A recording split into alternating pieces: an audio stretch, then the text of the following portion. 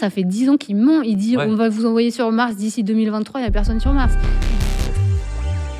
Intense programme. Je vais essayer de vous en raconter autant que possible. Je t'ai mis en début d'émission parce qu'on est encore là. Mais ayez bien conscience mais que pour tout sûr, c'est compliqué.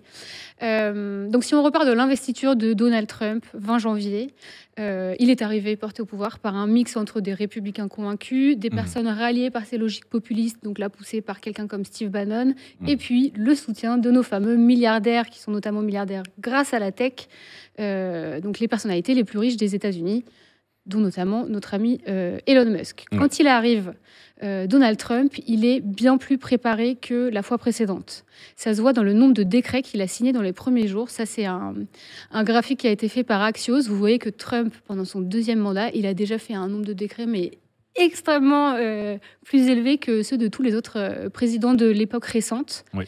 Et dedans, il y en a pas mal qui concernent directement la tech. L'un des premiers qui signe, c'est celui qui consiste à casser l'executive order qui avait été pris par Joe Biden pour mettre en place quelques garde-fous contre l'industrie de l'IA, dont on vient de parler. Un autre, ça concerne TikTok, dont il a suspendu l'interdiction pour 75 jours au lendemain de la suppression qui avait commencé à être mise en place. Donc c'était une manière très simple de dire, regardez, on est plus sympa que Biden. Bon, voilà. Autre chose que fait Donald Trump, il annonce cet énorme plan de financement de l'IA qui s'appelle Stargate, la porte des étoiles. 500 milliards quand même. Ouais, 500 milliards. 500 milliards de dollars. Il attaque aussi très vite sur les droits de douane, mais ça, on va certainement y revenir à plusieurs reprises. Et puis, il passe aussi des décrets de censure purs et simples. Donc, notamment, il renomme le golfe du Mexique en golfe d'Amérique. On s'en est rendu compte quand ça a été mis en place par Google Maps pour les utilisateurs états-uniens et pas forcément pour les autres. Et puis, il se met à interdire des mots. Donc ça, c'est une liste qui est visible dans nos articles chez Next. C'est les mots qui sont interdits, qui sont utilisés.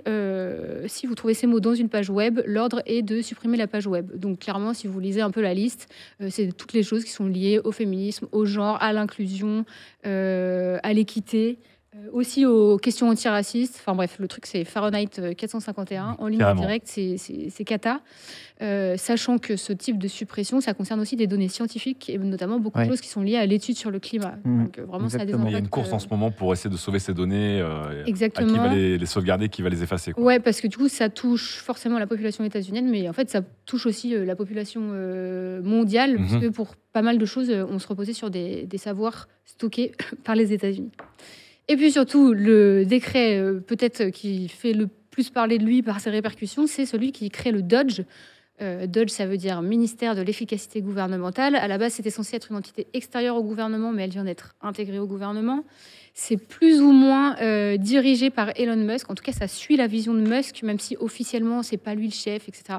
Oui, des fois, ils disent que c'est lui qui il dirige DOGE. Des fois, ils disent non, il dirige pas DOGE. Ils ont créé une sorte de Elon Musk de Schrödinger, quoi. Exactement. Il n'est pas en même temps dans deux états. Musk n'a pas été élu, il s'est débrouillé. En fait, il y a un autre dirigeant, mais clairement, on suit la logique Musk. Ce qu'ils ont fait, c'est de mettre en place exactement la même stratégie que ce qu'on a vu du côté de X. Donc, genre, ils débarquent, ils dorment sur place et ils prennent un maximum de décisions hyper radicales contre lesquelles les gens n'ont même pas le temps de réagir, en gros. Et puis surtout, comme là on est en train de le voir sur cet article qu'on a fait dans Next, ils s'emparent des systèmes informatiques. Et ce que ça veut dire, c'est qu'en fait, ils deviennent plus ou moins les administrateurs système de l'État fédéral. Oui. Donc c'est hyper compliqué parce que si tu es l'administrateur système, tu peux faire absolument ce que tu veux. Qui surveille, il y a cette phrase, qui surveille les surveillants. Là, on est un peu en mode qui surveille les sysadmins, quoi. C'est les Watchmen, mais moins cool. Ouais, surtout que donc parmi les décisions qu'ils prennent, pour le repréciser au cas où vous étiez dans une grotte, ils s'amusent à tailler à la hache les effectifs d'énormément d'agences états-uniennes. Ça touche de la NASA à la sécurité sociale jusqu'au programme de l'USAID, où là ça illustre bien ce que je disais tout à l'heure. Ça a aidé toutes sortes d'économies et toutes sortes d'ONG partout sur la planète. Et là, paf, 92% des financements ont été coupés. Oui. Et tout ça, pourquoi ? À quel motif ? Eh bien, au motif d'une idéologie qui a été très directement exprimée par l'un des premiers employés de Roblox, qui est l'idéologie de l'État start-up. La start-up serait plus efficace. Alors, je ne sais pas si on peut afficher le tweet, mais c'est plus que la Startup Nation, hein. C'est la Startup Civilization. C'est l'idée que la start-up voilà, c'est ça. Silicon Valley build the modern world, why shouldn't we run it ? Oh là là. L'idée que le monde de la tech sait mieux faire que les autres, en gros. Sauf qu'en fait, on peut se demander à quel titre. Étant donné que la Silicon Valley, elle est donc connue pour la silicone, qui est en français le silicium, elle est connue pour ses activités numériques, mais pas particulièrement pour ses notions en politique, en sociologie, en gestion de l'économie, etc. En l'occurrence, la Silicon Valley, elle a une vision très déformée de l'économie qui est très liée au capital risque, qui fonctionne sur la hype, c'est ce qu'on voit avec l'IA, ce qu'on a vu avant avec la crypto. Donc, c'est pas forcément une version très, très stable des activités. Et puis, l'idée de lancer un Dodge comme si il fallait assurer une plus grande efficacité du gouvernement, ça a complètement oblitéré le fait qu'il existe déjà des services d'audit au sein de toutes sortes de gouvernements, pas que aux États-Unis, mais aux États-Unis aussi. Donc, bref, tout ça est construit sur de faux... premises, comme on dit en anglais, je ne sais plus quel est le mot français, de faux prémices. De faux prémices. Et puis par ailleurs, pour revenir sur dans quel cadre est-ce que la Silicon Valley s'est construite, eh bien, elle s'est aussi construite beaucoup grâce à la force publique.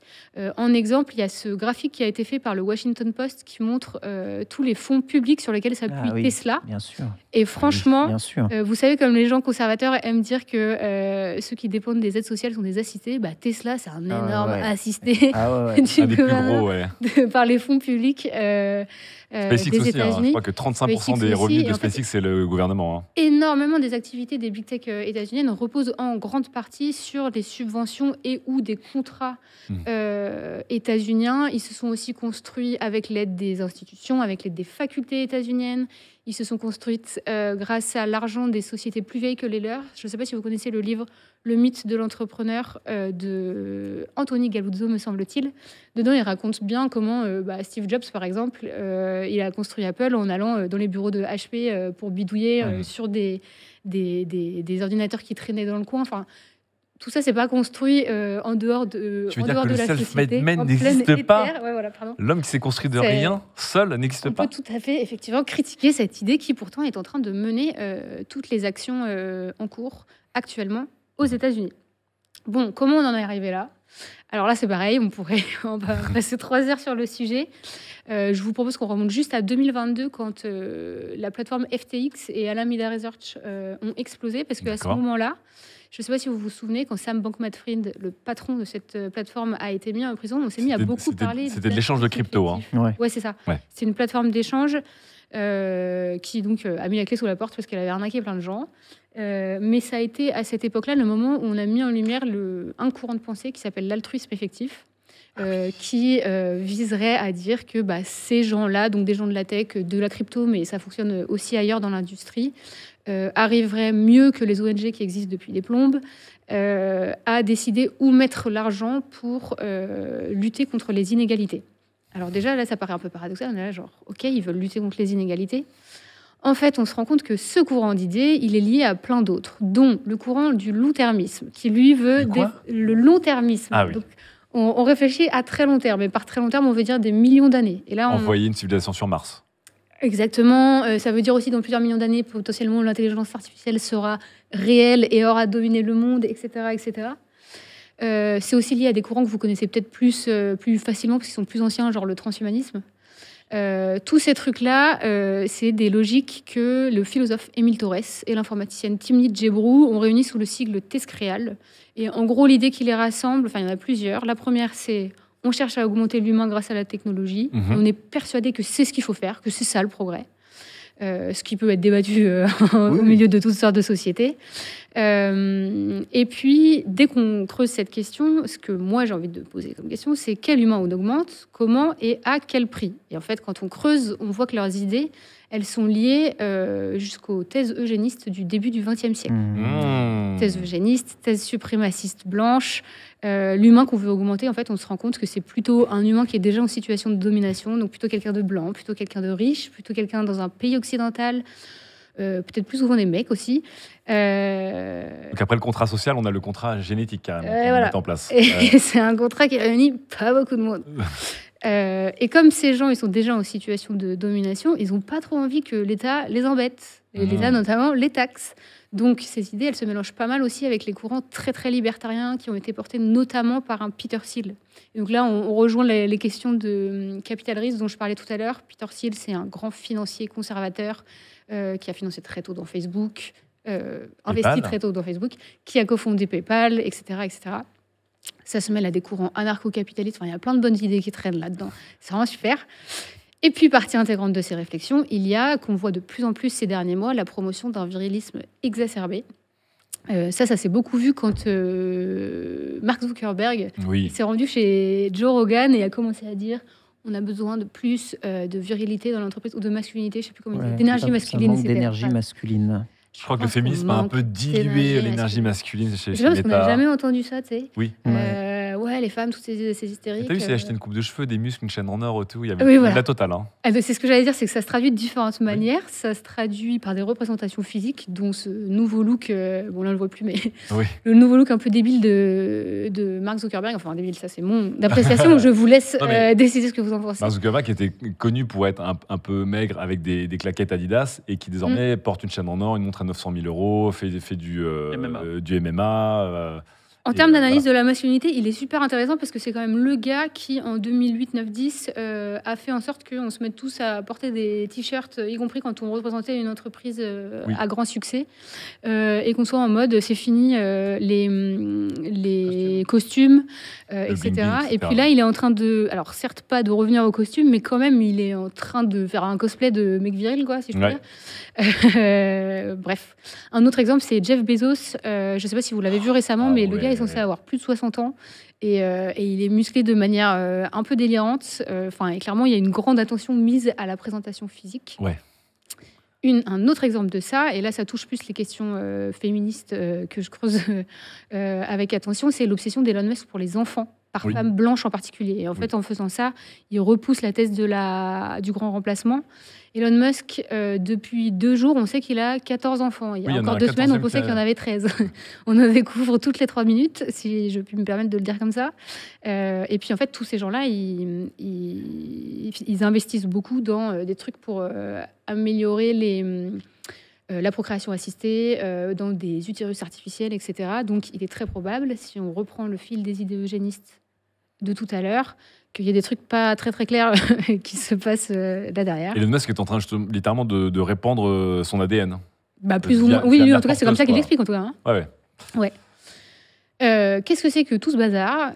Ça peut être compris comme un genre de backlash, même si le problème avec cette idée, c'est qu'on a l'impression que c'est d'abord une poussée progressiste et ensuite une poussée conservatrice, alors qu'en fait, les choses sont plus mêlées. Mais c'est un genre de retour de bâton assez fort contre les courants féministes, mais aussi antiracistes, parce que c'est très, très, très porté par des idées de suprémacisme blanc, tout ça. Répercussions contre la défense de l'environnement, quand on entend Donald Trump ressortir des propos à la drill baby drill, on va pomper du pétrole, on en large en travers. Et puis, bien sûr, c'est une réaction antidémocratique absolue, ce qui a été montré par exemple par Jeff Bezos, qui s'insère dans la ligne édito du journal dont il est propriétaire. Washington Post. Par Musk et Zuckerberg, qui renoncent à toute modération et puis à tout fact-checking, ce qui veut dire qu'en fait, ils vont alimenter la désinformation qui déjà pose problème dans leur pays. Et puis Trump, pendant ce temps, il les soutient. Il a supprimé l'indépendance d'énormément d'agences qui étaient en charge d'enquête et qui menaçaient plusieurs de ses amis, les géants numériques, dont la Federal Trade Commission, FTC, la Federal Communications Commission, la Securities and Exchange Commission. Tout ça, c'était des gens qui étaient en train d'enquêter sur plusieurs des grandes entreprises dont on parle ici en général. Il se fait aussi payer pour avoir été suspendu de ses comptes sociaux en 2021 après l'attaque du Capitole. Donc X a accepté de payer 10 millions de dollars, Meta 25 millions de dollars. Et puis, il place aussi ses proches. Donc, il y a un des proches de Trump qui a pris le rôle de co-PDG à la tête de Clearview AI, qui est l'une des boîtes les plus voyeuristes de la planète. Je ne sais pas si vous vous rappelez, c'est celle qui... C'est comme Palantir, en fait, il scrape des milliards et des milliards de portraits sur Internet, sans payer de droit d'ailleurs aussi, pour ensuite créer de la reconnaissance faciale à grande échelle. Et bonne ambiance. Vraiment, c'est atroce comme concept. Et puis en politique étrangère, évidemment, ça a un impact. Vous avez certainement vu l'opposition frontale entre Zelensky, président de l'Ukraine, et puis Trump et Vance. En fait, derrière, il faut voir que Trump fait pression pour avoir accès aux terres rares qui sont disponibles en Ukraine. Donc c'est un truc de bully, quoi. Carrément. Voilà. Non, mais pour revenir à cette histoire de bro, de mascu et de viril, c'est vraiment, tu tords le bras à... C'est le retour d'une logique vraiment de la loi du plus fort, quoi. En tout cas, J.D. Vance, qui est le vice-président, c'est celui qui la promeut le plus ouvertement, y compris dans ses discours et tout. Genre, si vous faites pas ce que je veux, je vais pas être sympa. Bref. Qu'est-ce qui se passe face à tout ça? Il y a quand même des réactions, même si le camp démocrate a l'air un peu lapin pris dans les phares. Oui, parce que là, on a l'impression que tout le monde est en train de dire, mince, il y a une broligarchie, donc il y a 4-5 mecs très puissants et un peu virilistes qui sont en train de littéralement s'emparer de plusieurs types de pouvoirs, qu'ils soient médiatiques ou politiques ou financiers. Et effectivement, qu'est-ce qui se passe en face? Il y a quand même 2 projets de loi qui ont été déposés par des démocrates, avec une notion de naming que j'aimerais bien retrouver parfois dans les projets de loi français, mais bon, ça c'est juste pour la blague. Il y en a une qui s'appelle Bad Dodge, donc c'est comme si on disait Bad Dog, et l'autre qui dit Leash Dodge, donc c'est comme si on mettait une laisse au mauvais chien qui est le Dodge. Donc ça, c'est des projets de loi pour tenter de soit freiner, soit carrément stopper Musk et le petit groupe qui est le Dodge. Et puis surtout, il y a des actions dans l'espace public. Dans l'émission Last Week Tonight de John Oliver, je sais pas si qui est pas mal suivi aux États-Unis, John Oliver admettait que ça peut être difficile pour certains citoyens de brusquement quitter toutes les plateformes de Meta et compagnie en protestation. Nous les premiers, c'est dur. Nous les premiers, parce que peut-être tu travailles dessus, peut-être que ta famille est dessus et du coup tu n'arrives pas à les emmener ailleurs, etc. Ouais. Donc ce qu'il suggérait, c'était de baisser la valeur des données publicitaires qui alimentent le business model d'un Meta, par exemple. Et donc, ils ont mis en place un site web pour expliquer aux gens comment limiter le partage de données publicitaires sur Facebook, Instagram. Ah, intéressant. Si ces questions vous intéressent, en français, je vous recommande le guide de survie des aventures sur Internet. C'est son nom, guide de survie des aventures sur Internet, qui a été fabriqué par Ritimo et la Ligue des droits de l'homme. Il y a plein d'outils dedans, ça peut être une bonne ressource. Next aussi. Next aussi, et ça c'est pour l'actualité au quotidien, oui, carrément. Nous, on essaye de suivre bien sûr toutes ces actions au quotidien. Ritimo, c'est plus en mode, est-ce que vous avez besoin d'outils précis? Et peut-être, si les lecteurs sont déjà au fait de ces idées-là, si vous avez besoin de proposer à vos proches des outils pour mieux se protéger en ligne, ça peut être une bonne piste.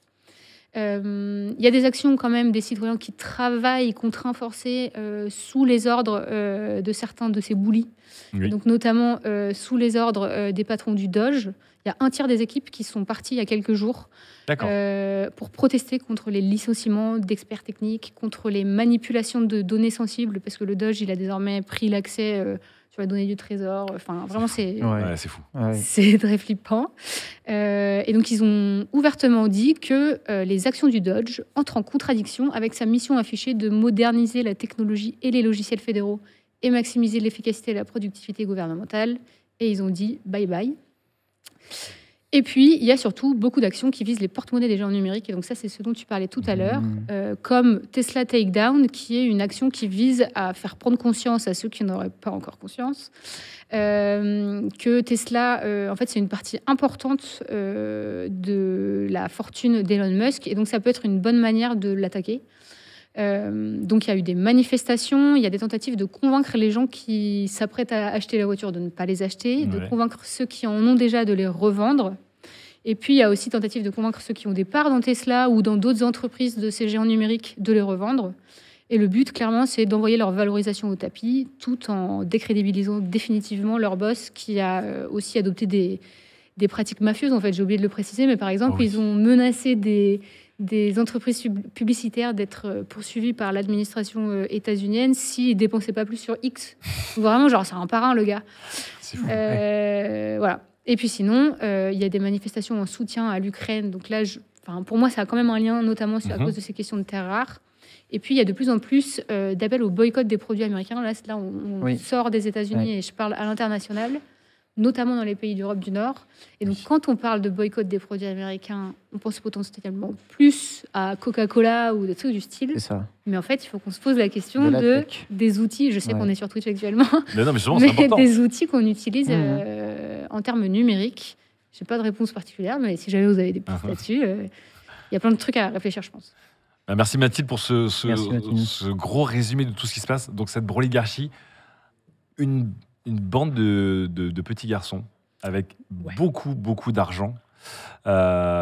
Surtout, c'est vraiment dans la manière dont il se présente au public. Elon Musk, je ne sais pas si vous avez vu, mais il a fait une sortie publique où il y a beaucoup de gens qui suspectent qu'il était complètement sous drogue. Oui, avec la kétamine. Donc, genre, il n'y a pas de notion de respect de sa propre fonction, de crédibilité et tout. C'est vraiment très étonnant par rapport à la version qu'on avait autrefois de la politique, même si ça fait longtemps que On dit que les citoyens font plus confiance. Alors dans le chat, il y a Rachou Garou qui dit quelle dystopie, mon Dieu. Ça c'est vrai. Il y a Pixel qui dit merci beaucoup pour ce live salutaire. On a vraiment besoin de parler de ça, de pas rester dans un état de sidération. Ouais. Et c'est vrai que c'est un des on est un peu là. trucs les plus difficiles, c'est que on regarde ça comme si on assistait à une sorte de série télé et tout, on est un peu bouche bée. T'en parlais avec notamment l'opposition démocrate, mais même nous dans le monde, on est tous entre cynisme et amertume. On a lancé, juste avant que je te passe la parole, Fibre, on a lancé un petit sondage pour demander si cette ère de la broligarchie tech va tenir longtemps ou pas. Est-ce qu'on est rentré dans une nouvelle ère avec des seigneurs et des vassaux qui va tenir des années, ou est-ce que c'est le temps de Trump, ou est-ce que ça va pas tenir? C'est vraiment intéressant que tu dises seigneurs et vassaux, parce que quand Musk a pris le contrôle de Twitter, il se battait littéralement contre cette expression Lord and Peasant, je ne sais pas si tu te souviens. C'est la fin de Lord and Peasant, parce qu'il considérait qu'il y avait des gens sélectionnés par Twitter pour être mis en avant par rapport à d'autres. Et que lui, il allait évidemment faire revenir la place publique et le pouvoir du peuple, etc. etc. Moi, le problème, déjà, il y a un truc, c'est qu'effectivement, on écoute les nouvelles le matin et on est très déprimé. Mais le peuple américain ne se rend pas compte du crash du train qui vont se prendre dans très peu de temps. On a vu déjà le crash économique en direct, je ne sais pas si vous avez vu pendant le discours de Trump là, récemment. Ouais. Mais tu vois, je ne sais pas si vous avez vu cette allocution de Elon Musk à la suite de la coupure, des coupes dans USAID, qui a dit oups, on a enlevé les aides concernant le containment de l'Ebola en Afrique, et du coup il y a une crise d'Ebola, tu vois. Oups, il a fait une blague dessus. Même Trump rigolait pas, tu vois, personne rigolait. Ils ont réussi à éteindre, rebooter le service qui gérait Ebola pendant quelques jours. Ce que je veux dire, c'est que je pense que le problème énorme, qui est un problème d'ingénieurs, parce qu'ingénieurs, ils sont intelligents, mais ils sont aussi très cons, j'en suis un, je sais très bien. Et le problème d'ingénieurs qu'il y a derrière la broligarchie, c'est qu'ils pensent qu'on peut réduire les problèmes complexes à des problèmes simples et apporter des solutions simples. On revient à ces histoires de technosolutionnisme un petit peu, pour dire tout est avec un algorithme ou une app, on peut améliorer nos vies. Ils disent une phrase qui a beaucoup de bon sens, qui est de dire, vous savez quoi, nous les USA, on a besoin d'argent, et je m'aperçois qu'on donne beaucoup d'argent en Afrique, en France, en Chine. Et bien écoutez, tout cet argent qui va dehors, on va l'enlever. Mais en fait, ce qu'ils ne se rendent pas compte, c'est que quand ils donnent de l'argent à Tesla, par exemple, c'est pas pour aider Tesla, c'est pour qu'on vende des Tesla en Norvège et que demain, toutes les voitures soient américaines. Quand ils donnent de l'argent à Hollywood, c'est pour que les gens ils aillent voir Captain America et pas Captain Russia. Tu vois, à un moment, je veux dire, les Américains, c'est la première puissance dans le monde, et les enfants disent « Ah, j'aime trop Disney, Marvel, et j'ai trop envie d'être un ingénieur à OpenAI », parce que l'État américain investit de l'argent de partout. Et en fait, ils coupent tout, et à mon avis, ils vont s'effondrer. Et à mon avis, c'est que là, revient d'un côté, genre, il y a une cause, un effet, une solution, c'est très simple et tout est décorrélé. Là où les États-Unis ont construit leur puissance sur globalisation, mondialisation, le soft power, échange dans tous les sens, le soft power évidemment, mais ce qui fait que les États-Unis sont aujourd'hui partenaires et concurrents d'absolument tout le monde. Ils sont en fait, tout est un panier de crabe. Tu peux pas retirer un truc isolé des autres. Un exemple hyper simple, ils donnent beaucoup d'argent au Libéria, un petit pays d'Afrique qui est capitale Monrovia. On dirait que c'est complètement inintéressant. C'est vraiment la plaque tournante de tous les transports maritimes parce qu'il n'y a pas de taxes là-bas. Et donc ils ont le contrôle sur ils ont un œil et le contrôle sur toutes les marchandises. Ils peuvent soudoyer n'importe qui si c'est le cas. C'est vraiment le service secret 2.0. Et là, ils l'ont coupé. Enfin, je veux dire, c'est complètement con militairement. Ça sert à rien d'entraîner des millions de marines à côté. C'est pour ça qu'il y a un côté, quand on parle de broligarchie, pour moi, il y a un côté pas que seigneur de la tech masculin. Il y a un côté incompétent, mais il y a un côté petit garçon. Parce que j'ai l'impression que pour eux, le monde est comme une cour de récré. Et en fait, tous les problèmes sont simples et que toutes les solutions sont simples. Effectivement, ce côté petit garçon et le côté problème d'ingénieur. Moi, je parle aussi du syndrome du joueur d'échecs où tu parles d'une intelligence très forte d'un côté et puis être très handicapé d'un autre. J'ai l'impression qu'on vient là-dessus. Mathilde? C'est marrant parce que en fait, ça ressemble beaucoup aux discussions qu'on avait à propos de Mark Zuckerberg quand il a décidé en premier de suspendre Trump en 2021, où on était là. Mais pourquoi ils ont choisi ça à 6 ou 12 sur un coin de table sans appeler des gens calés en sciences humaines, notamment, mais aussi certainement, en gros, sciences politiques, stratégie, même géopolitique, etc., avant de prendre leurs décisions. Et en fait, c'est encore une fois ça, il leur manque cette connaissance parce qu'ils sont plutôt formés sur des questions très ingénieriales. Mais ils ont réussi au fil des décennies déjà maintenant à mettre en place une image de présomption de compétences. Il y a quand même suffisamment de gens qui les suivent, qui sont persuadés que... Est-ce que c'est pas un truc de bro aussi, le fake it until you make it? C'est-à-dire... si, mais pour moi, ça marche quand même vachement bien. Ça fait 10 ans qu'il ment. Il dit on va vous envoyer sur Mars d'ici 2023, il n'y a personne sur Mars. Il dit on va sortir des tunnels et puis mettre les trucs dedans. Et ça n'a toujours pas été en place. Il passe son temps à mentir et il y a quand même plein de gens... C'est très culture bro, encore une fois, de dire... d'avoir la confiance, d'avoir la compétence. Ouais. C'est intéressant parce que cette réussite du mensonge et de la Silicon Valley en général, elle est basée justement sur l'ancien monde qu'ils sont en train de démolir. C'est-à-dire que quand il n'y aura plus d'aide, subventions, etc., ces choses-là, on ne pourra plus. Le mensonge, on sera obligé de dire ils sont où tes tunnels, gars, tu vois, parce qu'il n'y aura plus de X, plus rien. Ouais. Les choses qui sont en train de mourir petit à petit. Et on a un problème aussi, c'est que.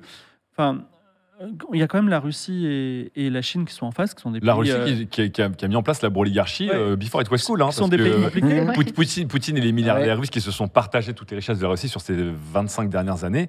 C'est le même boys club qui a récupéré... Alors, c'est moins la politique, historiquement, est très masculine et on a plutôt empêché les meufs de participer. Oui. Non, mais là, il y avait un côté vraiment partage en petits groupes, vraiment une bande de bros. Sauf qu'en Russie, c'était moins la tech, c'était plus les ressources. Mais donc, on a eu des milliardaires qui sont nés du jour au lendemain parce que c'était des proches de Poutine et qui se sont emparés de gaz naturel, de minéraux, de pétrole, etc. Et c'était quelques dizaines de milliardaires qui est autour de Poutine avant que ces gens, évidemment, tombent accidentellement de balcon. Malheureusement, c'est compliqué. Ce que je veux dire, c'est que nous, on a besoin d'une Amérique en bonne santé pour tenir face à ces géants, tu vois. Et là, on est en train de perdre non seulement un allié parce que c'est plus un ami, mais on va aussi avoir demain un allié qui, il va revenir vers nous parce qu'il y a une culture, mais il y aura peut-être 2 jambes en moins, tu vois. Il sera peut-être mourant. Justement, la question, c'est doit-on se dire ça ira mieux demain. Petite réponse au sondage 41% des votes ont dit non, ça va dérailler très très vite la oligarchie. Donc 41% des gens ne croient pas au fait que cette nouvelle bande de bros un peu mascus, tous milliardaires, qui ont acheté ces élections, qui sont emparés du pouvoir. Je crois qu'Elon Musk habite 257 millions de dollars à lui tout seul. Et la réponse derrière, c'est tout l'inverse. 31 personnes, des viewers et des viewers dans le chat, merci à vous pour participer, pensent que oui, pour longtemps, la oligarchie, on va rentrer dans une ère qui a existé dans d'autres pays, je vous l'ai dit ici, ou à d'autres époques.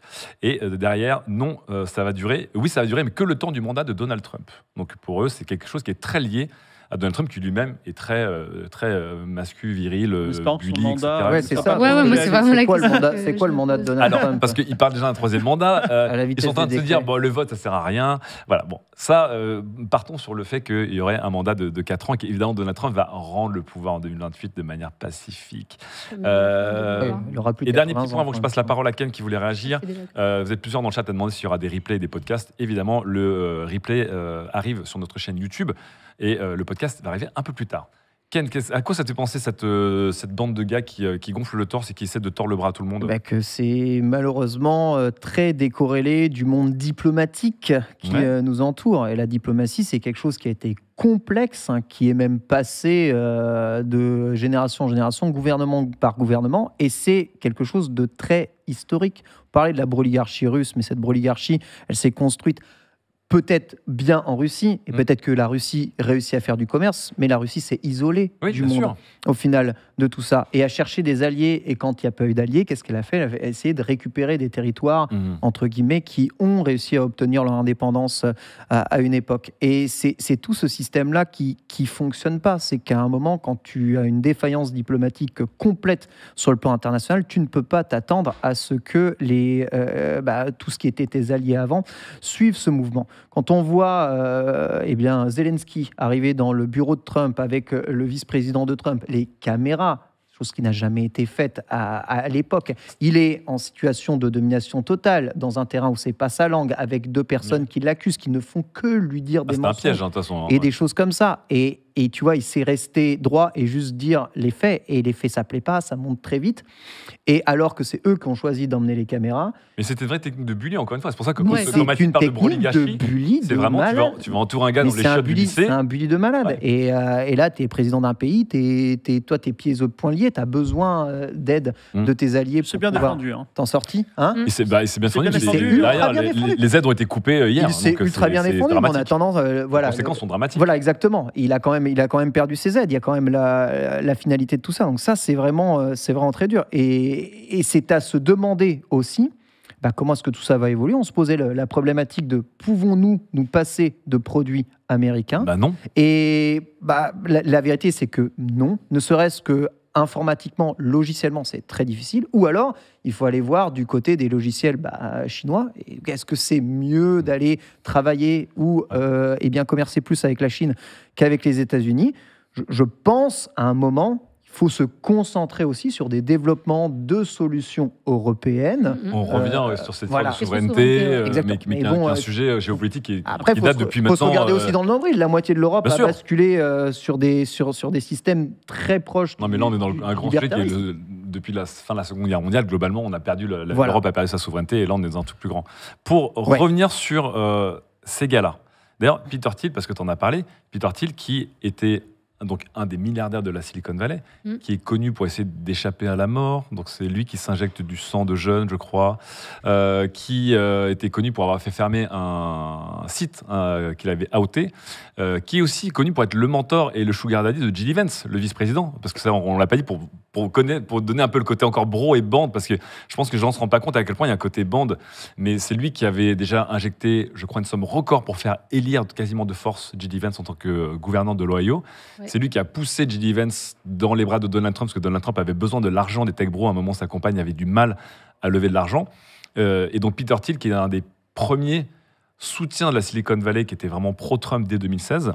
Et qui est aussi connu pour avoir dit qu'il ne pensait pas que liberté et démocratie pouvaient encore aller de pair. Voilà. Lui, il doit se frotter les mains. Il était beaucoup moins visible que tous les... La liberté, c'est que pour lui. Voilà. Il était beaucoup moins visible que tous les seigneurs de la tech qui étaient au premier rang de l'inauguration de Donald Trump, devant même le cabinet de Donald Trump. Mais Peter Thiel, c'est quelqu'un qu'il faut évidemment garder en tête, parce qu'il est très, très puissant.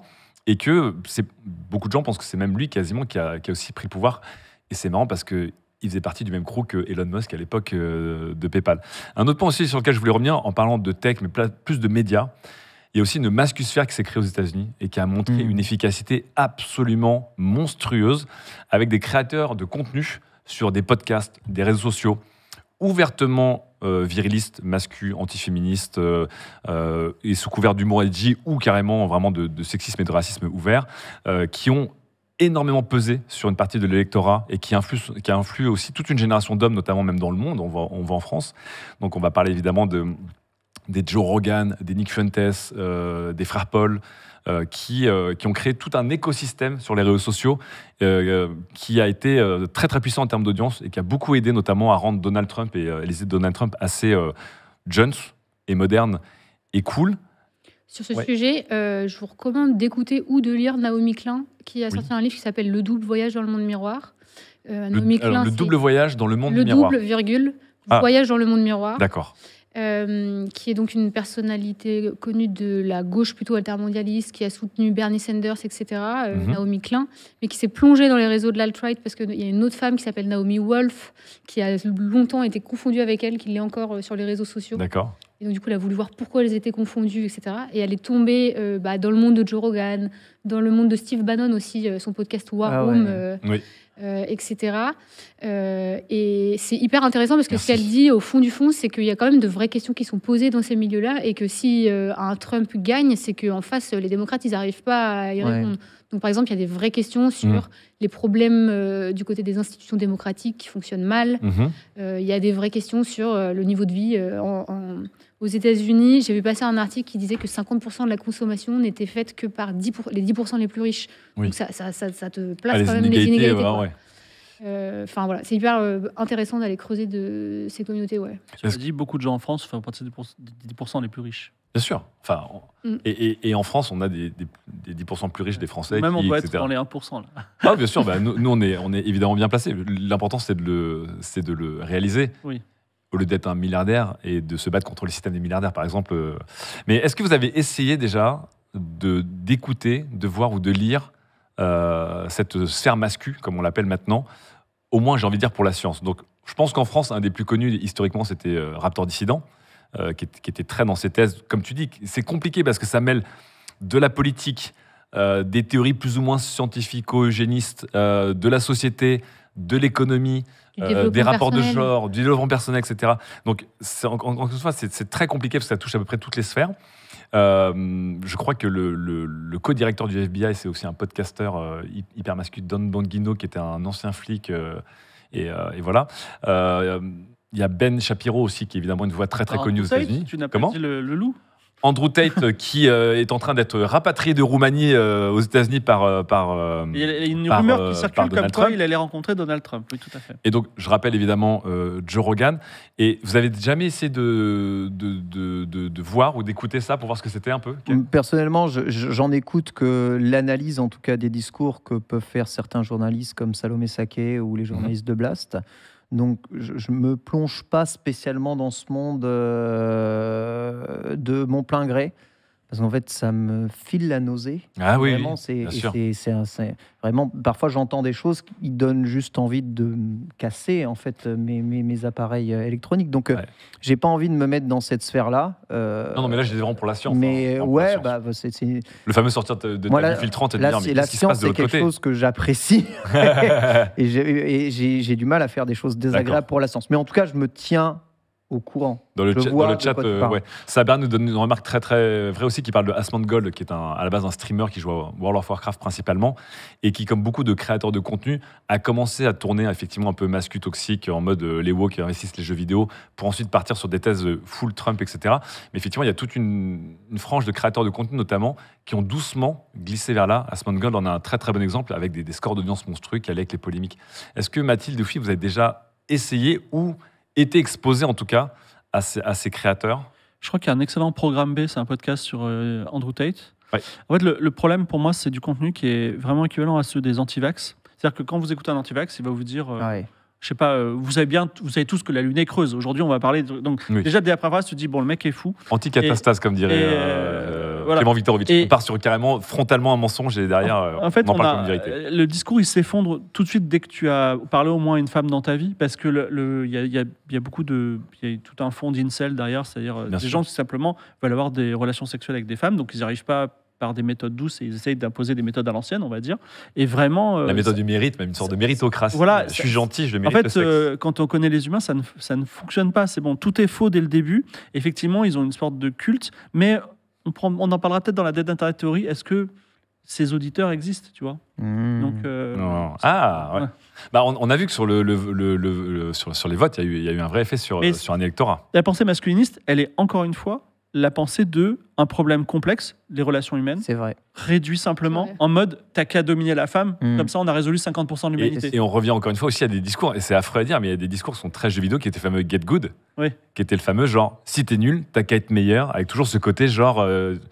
Un discours qui est très simpliste en fait, mais qui marche dans un manga, dans un jeu vidéo, et c'est rigolo, mais qui effectivement appliqué dans la vraie vie crée des effets de bord par son Mais même simplisme. Get Good dans les jeux vidéo, c'est pas bien, c'est toxique en vrai, c'est juste kiff, c'est tout. Bien sûr, mais c'est intéressant. Moi j'ai écouté quelques podcasts de Joe Rogan pour voir, et c'était assez fascinant, puisque Joe Rogan n'a officiellement et formellement pas de bord politique, jusqu'à qu'il ait évidemment endossé Donald Trump au dernier moment pour ensuite le désendosser. Mais Joe Rogan, il a cette technique que je trouve aussi très, très plus insidieuse, qui est je me pose des questions. Moi, je suis curieux, et c'est le fameux j'ai envie d'écouter toutes les théories, j'ai envie d'écouter tout le monde, parce que je suis curieux et que j'ai pas d'avis, j'ai pas de bord. Donc, je peux laisser venir des gens très sérieux comme des complotistes dans mon podcast. Socrate, et que, effectivement, de la même manière que, comme tu disais, sur des réseaux, si tu laisses tout le monde parler, sans modération, sans mise en contexte, il y a un nivellement par le bas qui peut être un peu déplaisant et dans le pire des cas dramatique, avec des conséquences. Dans le cas des créateurs de contenu, je crois que la bascule s'est faite quand les algorithmes ils ont utilisé des IA. C'est-à-dire qu'en gros, l'IA, elle a tendance à surpondérer ce qui est déjà pondéré, c'est-à-dire à viraliser ce qui est déjà surviralisé. Et il se trouve que quand le mot woke, c'est un peu un détonateur à vue. C'est-à-dire que les gens vont voir de plus en plus de vues. Effectivement, un Thinkerview, par exemple, qui pouvait être un peu de droite, tu vois, il a basculé dans l'anti-wokisme parce que simplement ça faisait des vues. Les gens, c'est des créateurs de contenu, ils sont là pour faire des vues, ils sont prêts à vendre leur mère. On en a parlé avec Asmongold ou d'autres qui ont commencé à tenter 2-3 vidéos pour voir si ça mordait, pour dire effectivement, y a-t-il trop de femmes et de personnes de couleur dans le jeu vidéo. Mathilde. Après, ce que dit Naomi Klein, c'est que le comportement de Joe Rogan, justement, à dire « moi, je me pose des questions, je suis ouvert », en fait, c'est sa force. C'est ce qui lui permet de toucher toujours de nouvelles personnes. Alors que si à gauche... C'est le plus gros podcast aux États-Unis, même dans le monde, je crois. Et si à gauche, les intervieweurs se mettent en mode je peux pas traiter de telle question, je peux pas traiter de telle autre question, tout de suite, ça referme la discussion. C'était fameux, peut-on inviter l'extrême droite, par exemple, dans ces podcasts, dans ces émissions. Donc une fois que j'ai dit ça, je dois quand même dire que côté journalistique, la question du cordon sanitaire face à l'extrême droite, c'est un vrai débat qui est complexe. En France, actuellement, il n'y a plus de cordon sanitaire. C'est pas que dans les médias, d'ailleurs, c'est aussi vis-à-vis des bords politiques. Bien sûr. Avant, il y avait un cordon sanitaire des politiques qui disaient qu'ils ne passeraient pas de loi avec l'extrême droite. Et soudain, Éric Ciotti. Et soudain, Éric Ciotti. Exactement. En Belgique, en Belgique francophone, il y a toujours un cordon sanitaire. Et il y a un article assez intéressant de l'INA là-dessus sur le traitement que font les médias belges de l'extrême droite. Donc, par exemple, ils ne veulent pas leur tendre le micro, etc. Qui est différent de ce qui se passe en France, où aujourd'hui, il n'y a plus tellement de cordon sanitaire dans au moins une partie des médias. Voilà, c'est ça, au moins ça de Bolloré. C'est une question très complexe, effectivement, qui ne se résout pas en mode ingéniérial. Et puis sinon, j'ai pas trop écouté le Joe Rogan. Par contre, pour Technoféminisme, j'étais allée écouter le Raptor et compagnie. On rappelle Technoféminisme, c'est le livre que tu as écrit. C'est un livre que j'ai écrit, ouais. Et là, c'était pour enquêter sur la manière justement dont ce type de population parlait des femmes et des minorités. Et ça, faut vraiment avoir une raison scientifique ou journalistique de le faire, parce que sincèrement, ça a pesé sur mon moral au bout de plusieurs heures, quoi. C'est vraiment toxique. Les communes les plus incel et compagnie, voilà. Si vous avez jamais fréquenté ou testé, c'est intense. Hein. Ouais. C'est vraiment extrêmement intense. J'ai envie de te dire à suivre pour cette chronique, parce que là, on en est littéralement au premier mois. On n'a fait que 5 semaines de pouvoir de Donald Trump. Donc 5 semaines sur 4 ans. Bon, il avait annoncé encore une fois via le projet 2025 que ça allait être beaucoup plus radical, son programme. On va voir aussi, parce que pour donner un peu le côté un peu genre, suite au prochain épisode, on a vu aussi que tous ces seigneurs de la tech qui se sont ralliés à Donald Trump se tirent entre les pattes les uns les autres. Donc en fait, Sam Altman est venu, mais Elon Musk veut dégommer Sam Altman. On a aussi discrètement Apple qui a mis un peu d'argent, mais ils n'ont pas trop voulu se montrer. Mais Mark Zuckerberg s'est montré, parce que Mark Zuckerberg a une vengeance contre Apple et qui veut absolument faire en sorte que Donald Trump punisse Apple. On a eu Microsoft qui ne s'est pas trop montré avec Satya Nadella, notamment le PDG de Microsoft. Mais Microsoft qui a beaucoup de contrats de défense, notamment avec le Pentagone, qui sont désormais ziotés par Elon Musk, qui je crois essaie de foutre son Starlink maintenant partout. On a vu qu'il poussait le gouvernement à donner des contrats à Starlink.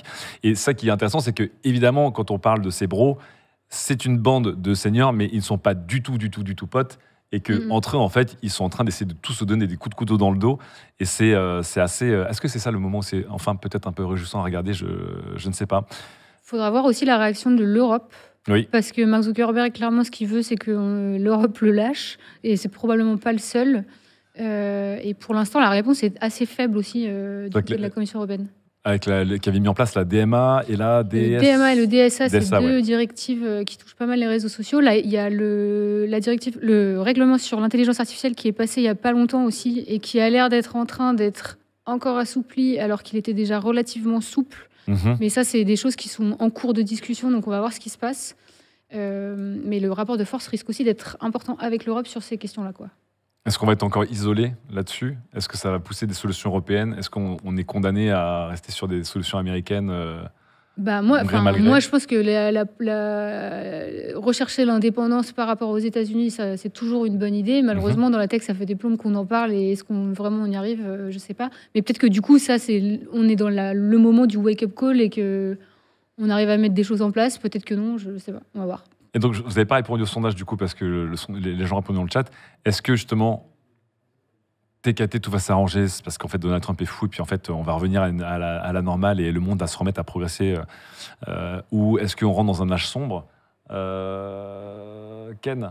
C'est la même chose. C'est des problèmes complexes. C'est impossible, étant donné qu'on n'a jamais eu des paramètres comme ça à si grande échelle qui sont en train de varier, de prédire dans les démocraties occidentales, parce qu'on les a dans d'autres pays, on va dire. Alors les paramètres du fascisme, ça on les avait déjà, mais c'est difficile de remettre les années 30 et les années 2020 en plus, en parallèle, vu qu'on travaille pas tous dans les mêmes endroits, vu qu'on n'a pas la Grande Guerre derrière. Bien sûr. Voilà, c'est un peu plus compliqué de faire le parallèle, mais c'est dur de savoir ce qui va être fait, et c'est dur de voir aussi quels vont être l'impact des pays africains. Sur tout ça, quel va être l'impact des pays d'Asie, quel va être l'impact du Moyen-Orient dans toutes ces problématiques. Donc on verra, peut-être, je ne sais pas, c'est Dominique de Villepin qui dit que l'Europe a un grand rôle à jouer. Mais bon, c'est tellement, Dominique, on y croit. C'est tellement un paquebot gigantesque, l'Europe, que finalement, peut-être que le mieux, c'est de repartir sur nos vélos, quoi. On en parlera après de vélo. Fibre... Non, je pense que Est-ce que cette broligarchie va durer ou pas pour toi? Alors, durer, j'en sais rien, mais il va y avoir une catastrophe, un effondrement. Au moment où on parle, aujourd'hui, il y a une épidémie de rougeole au Texas, à cause du Kennedy, qui était un anti-vax notoire, et Kennedy a commencé à dire, bon, vous savez quoi, on va revacciner contre la rougeole. Et là, les gens qui l'ont élu ont dit, mais non, on veut pas de ça, tu vois. Donc, il y a une autodestruction de l'Amérique, mais je pense qu'il va un peu nous entraîner. Et bon, après, heureusement, on coupera les ponts. Et puis, on peut... Vous savez, j'aime beaucoup Word, mais on va peut-être apprendre à vivre sans Word, sans Google, sans tous ces trucs américains. Peut-être qu'on ira dans des parcs et on fera notre jardin, c'est tout. Voilà. Peut-être on fera d'autres choses, on s'habituera. Comment dire, on est en France, on est tout petit, on a cette chance-là. Voilà. Quand tu as dit parc, j'ai eu ma première pensée Parks and Rec, une série américaine, mais qui est une très bonne série américaine. Mathilde, toi qui as tenu cette chronique très intense et qui va chercher tellement de sujets finalement et de facettes là-dessus. Est-ce que tu es obligé? Tu dois prendre une take là sur les prochaines années. Est-ce qu'on est sur un courant qui est parti pour durer avec quelques gars qui se partagent le gros du gâteau et qui vont renforcer leur pouvoir? Ou est-ce que c'est quelque chose qui, comme dit Diffie, peut-être qu'ils vont s'auto-effondrer, leur incompétence, leur paradoxe, de l'argent demain aux font qu'il va y avoir une révolte des gens qui ont voté pour eux ou qui n'ont pas forcément voté pour eux, parce qu'il y a aussi une grosse partie des électeurs de Trump qui disent j'ai pas voté pour que Jeff Bezos et Elon Musk s'en aient plein les fouilles. En fait, ce qui arrive maintenant, c'est quand même le résultat d'un truc qui monte et contre lequel il y a des alertes depuis un certain temps, mais qui n'était pas forcément pris au sérieux. Donc, typiquement, quand on disait que souveraineté numérique, on en parle depuis des plombes, peut-être que maintenant on va enfin réagir. Donc je pense que les effets de ce qui se passe maintenant vont durer longtemps, mais pas forcément en gardant Elon Musk, par exemple, à la position où il est maintenant. Oui, mais par contre, le courant lui-même va... Pour le coup, ça va durer que pendant un mandat de Trump. Moi, je me pose vraiment des questions de est-ce qu'il n'y aura qu'un seul mandat de Trump? Ou est-ce que le mandat de Trump, il n'y aura plus de mandat parce qu'il n'y aura plus d'élection? Il y a un nouveau verbe anglais, c'est se faire Luigi. Oui. Je le vois de plus en plus sur les réseaux sociaux. Je vous rappelle quand même qu'il y a eu littéralement 2 tentatives d'assassinat en une élection déjà. Donc, ça, c'est la culture états-unienne. Ouais, ça, c'est la culture américaine aussi. Moi, les vigilantes qui font la justice eux-mêmes, c'est très américain. Des amis qui ont disparu des réseaux. Je me demande ce qu'ils sont en train de faire. Ils sont pas en train de s'entraîner dans la jungle. Hein. Non, mais vraiment. Est-ce qu'il y a des pianistes dans le tas? Il y a vraiment des gens très énervés, tu vois. Non, mais... Oui, je pense qu'ils sont au courant parce que... S'il vous plaît, non. Je connais un broligarque qui se balade avec un bouclier humain sur les épaules en ce moment. Donc, bref. Très, très gros sujet, évidemment. Merci Mathilde d'avoir ouvert, d'avoir déjà un peu résumé ce qui se passe, d'avoir synthétisé, d'avoir ouvert la réflexion. Dans le chat, évidemment, c'était très passionné. Parce que ça touche beaucoup de sujets en même temps. Mais encore une fois, merci beaucoup d'avoir échangé dans le chat et partagé vos expériences, notamment... Parce qu'il y a des gens de Belgique qui sont aussi intervenus pour expliquer ce qui se passe en Belgique. Oui. Mais je vois des gens de plusieurs bords politiques et de plusieurs sensibilités par rapport à ce qui se passe, des gens qui n'y croient pas, tellement que c'est comique, des gens qui sont très, très pessimistes. Et évidemment, c'est un sujet qui est très long. On vous invitera plus que jamais à aller voir le replay parce qu'il y avait toute une source un peu de programmes qu'on a partagé, une bibliographie que Mathilde a partagée.